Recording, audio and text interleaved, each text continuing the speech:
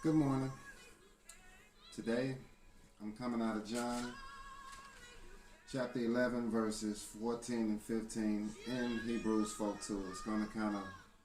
It's interesting because I'm still talking about Lazarus. It was a person that God used to show himself strong in the lives of the people with the hope that they would believe. But then Hebrews 4:2 says that the gospel was preached unto them as well as unto us, but it did not profit them, being mixed with faith. And it's kind of interesting because in this we find that God loved Lazarus to the point that he loved him so much he let him die just so he could show himself strong in Lazarus' life. Lazarus was picked because Lazarus had a life of purpose, but yet Lazarus couldn't understand what his purpose was, nor did he know that he would be used by God in such a way that it would enforce the belief of other people to know that God was able to raise him from the dead.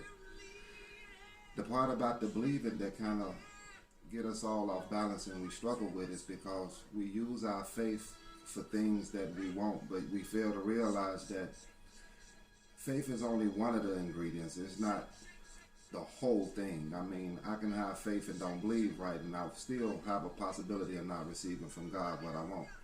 It's kind of like when you make a cake. It ain't until you put all the ingredients together that you get the finished product. So unfortunately for us, it's kind of sad because we try to use our faith for houses, for cars. We want to run businesses, but yet when it comes to us to use our faith to trust God and to know that despite what we go through or what we lose along the way, that God is able to continue what he's begun in us and we will receive the expected end, we struggle with that. I mean, we can't grasp that because we feel that if we have faith that we can receive from God the things in which he promised, but yet we haven't added all the other ingredients that's needed to receive from God.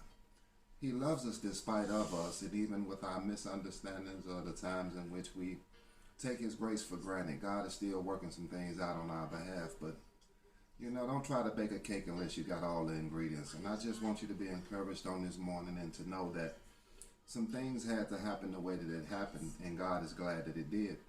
Because if you read it, you'll find out that it says, Lazarus is dead, and I'm glad for your sakes that I was not there to the intent that you may believe. Nevertheless, I go unto him. So when you reach the end of yourself, just know that God is waiting on you. When he's there because he wants you to realize that apart from him, you can do nothing. And as much as you may think you can, it's some relationships that had to die. It's some places that you were in and had to die. And the sad part about allowing things to die is that you keep trying to breathe life into some that God wants to die so he can show himself strong in your life. But nevertheless, understand this. Yesterday's points don't win today's game. So with that, just be encouraged and know that God is on the throne. And until you let that thing that's stopping you from being who God has called you to be die, you run the possibility of remaining where you are. And it is not his intent nor my desire that my brothers and sisters stay stuck in a dead place. So be encouraged, pass it along. You know the motto. We ain't trying to be local, we're trying to go global. Be blessed and have a good one.